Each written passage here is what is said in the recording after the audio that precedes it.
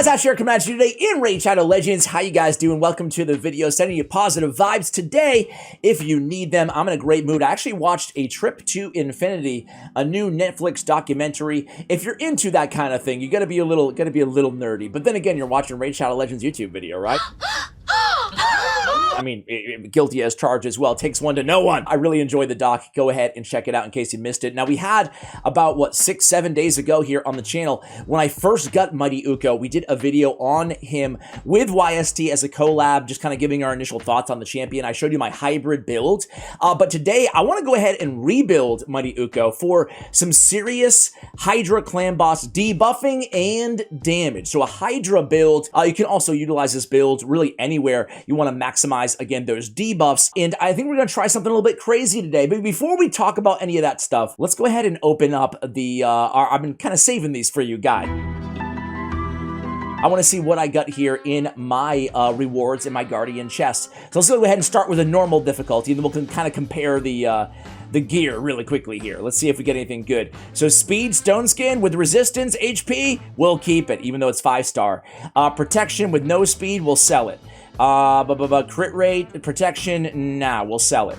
We have a mystic defense, protection, no speed, I'm gonna sell. And then Mortal Soul Stone. What? Soul Stone, baby, yeah. I'm out, man. What else do we have here? We got defense, percentage, no speed there, crit rate, HP, nah. And then we have protection, no speed again. Stone skin, we have HP with resist. Mythic, yes, we will keep that for sure.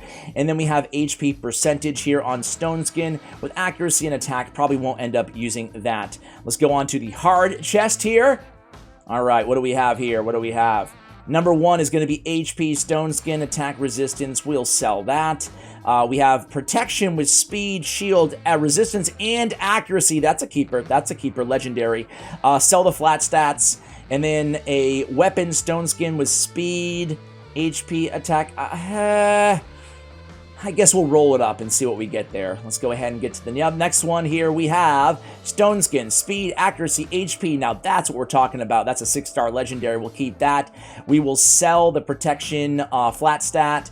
We have a defense flat stat, stone skin, speed, resistance, HP. Crazy to say this, but I'm going to keep this because you never know. I mean, these substats are really, really solid. Flat stat and stone skin. Do you feel alive? I feel. It is boots, but maybe that's one of those artifacts that we keep, and then, you know, we never end up using, like, you know, a year from now, you're like, oh yeah, why do I have that crappy artifact in my collection? But stone skin's so incredibly valuable right now. Sell this. We have defense, stone skin. Nah. Again, flat stats for me are not an automatic trash, but I really need good. Oh, look at this, man. Protection, HP with speed and accuracy, keeper. And then we have HP flat stat, sell. And then we have defense, flat stat, protection, sell. And then last but not least, we have speed, stone skin. Yes, I really, really need speed, stone skin boots. I think I only have 3 pairs on my whole account. Yo, you about done? Tick-tock, mother. Sorry for the long preamble here, guys. Hopefully you enjoyed that kind of thing. I don't know, man. Let me know if you didn't in the comments. If I'm wasting your time here, you go ahead and let me know. So, Mighty Ukko. Where are you, Mighty Ukko? I just used you. I felt like I just used you. There we are. There we go. I have him in stone skin. A 6-piece stone skin. But as much as I love him in the arena, I absolutely do. He's right there on the cusp of making my top 3 arena teams. A few days ago, I shared a bomb team with you guys with Mighty Ukko, right? I love that team, but I actually like the team that I shared with Harvest Jack yesterday in Ultimate Death Knight a little bit better. So that relegates Mighty Ukko for me on my account to kind of a sub-in when necessary, when needed role in the arena. So we're gonna drop the stone skin, and because I plan on running him, and this everybody's account is different, right? You should never just blindly look at a YouTube video or website and make the decisions based only on that. You should look at your account, look at the teams in the other champions you're using around these champions when making your decisions on how to gear them, right? So for me, I thought to myself, listen, I already have a reviver on the team that I want to use Mighty Ukko on. I already have an increased speed champion, and it's on a 4-turn cooldown.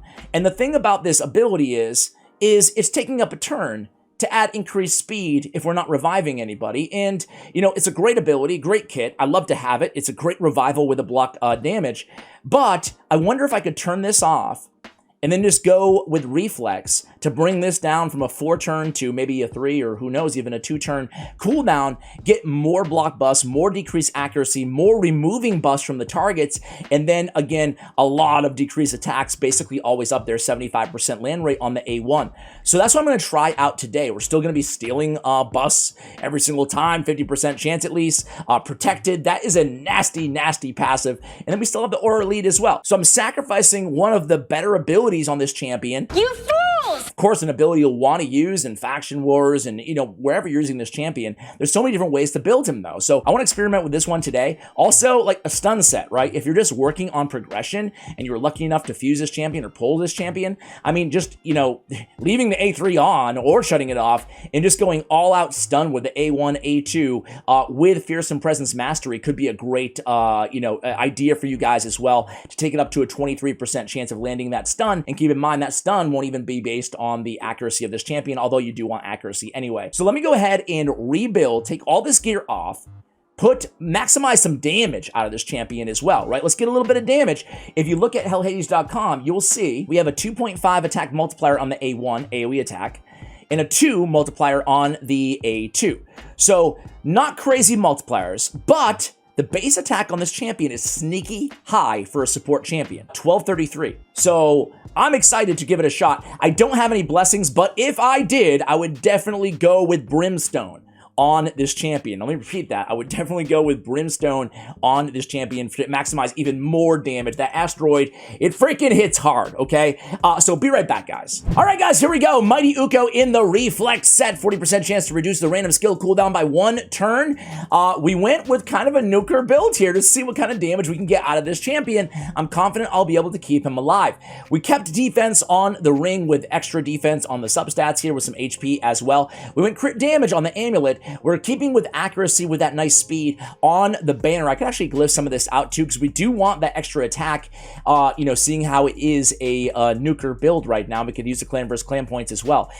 So then we have on the reflex gear, we're looking for speed, crit rate, accuracy, speed, crit rate, you know, anything we can basically find here.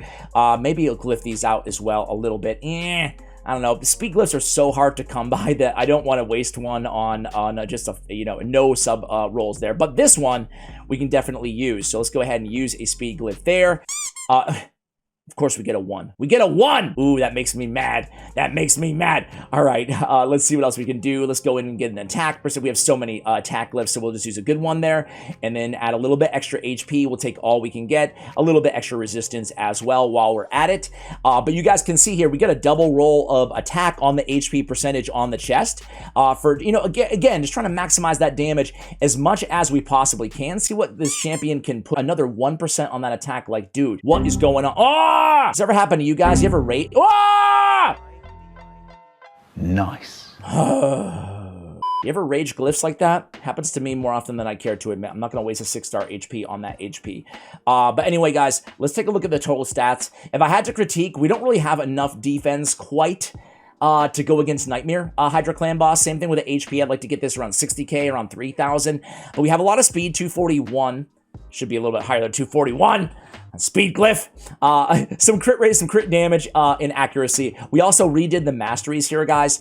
We went with, obviously, still coming down and grabbing Sniper to get that a decreased attack on the A1 up to a 80% land rate, and then Master Hexer to extend the duration of the 3 debuffs that we're bringing to the table. And then we also have War Master, and we went down, we picked up Single Out. We didn't have that previously.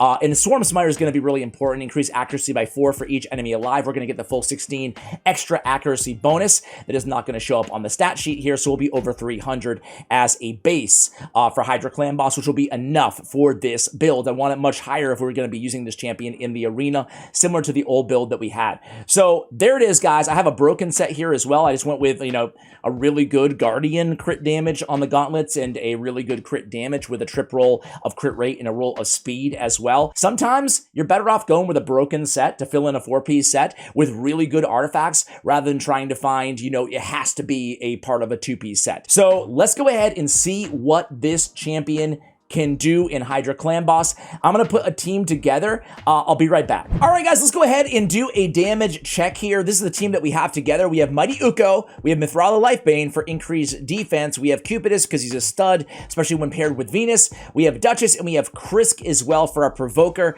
I think we basically have, for the most part, everything we need here on the squad. I was thinking about running like a Geomancer team, but I want to see what this squad can do. As I mentioned earlier, I do have on the team setup, I have the A3 shut off on Mighty Ukko. Of course, I could take it off of auto if I wanted to manual it and just make that decision on my own. If you were going to go full manual, who wants to do that, right? But I have from time to time. if you were going to go full manual, of course, you could just, use this when you need it, essentially. But we're going to be relying on Krisk. He's going to open with his Provoke, and he's going to be adding the increase speed to the team. And then we have a Reviver already on the team in Duchess, also bringing block debuffs and Perfect Veil to the table. So let's see how we do. What kind of damage do you think that Mighty Ukko can put out on this team? I certainly don't expect the same amount of damage as, say, a Krisk for Mighty Ukko. Certainly not a Cupidus or a Venus. But, where will he fall, in this sort of a build? Let's go ahead and experiment. So we're landing the Provoke there on Head of Decay. We have Head of Mischief here. I hate this rotation, man. But we should be okay. What I want to do is come back at you guys maybe every 50 turns or so of the Hydra heads, and we'll see, overall how much damage a squad like this can put out. Notably, or I should say admittedly, this team is probably one of my better teams that I can assemble here. The question is that on a team like this, I usually have champions like, instead of Mithrala, I have Archbishop Pinthroy on this team, but I'm relying on Mighty Ukko to really help me out with the buff removal and the block buffs as well. And then we have Venus, the buff stripper, and normally I also run Necmo on this squad as well, instead of where Mighty Ukko is. So that would be usually pretty much my best team, in terms of like for every Hydra clan boss rotation. If I was just going to go full auto, you can see those buff removals still coming in handy right there. We are falling a little bit short on getting rid of the buffs here. You can see on Head of Blight and Head of Mischief. But let's see how the team does, guys. Again, I will come back at you guys and check in along the way, and we'll see what happens. All right, guys, here at turn count 50, 12 million damage, so not too bad. Let's see how long a team like this can last. All right, guys, checking in at turn 112. We're at 37 million damage. Again, nobody has died yet, although Venus is tempting death right there. Don't worry, sir. I can handle this. So far, again, slow and steady, I want to say. Having somebody, the cleanse is coming in handy for the provokes, but having somebody with like an Inquisitor Shamil on this team might be helpful, because you really hate losing turns, of course, to the fears. So again, come back at you guys, I don't know, in a little bit, but you can see we're having no problem dealing out the damage.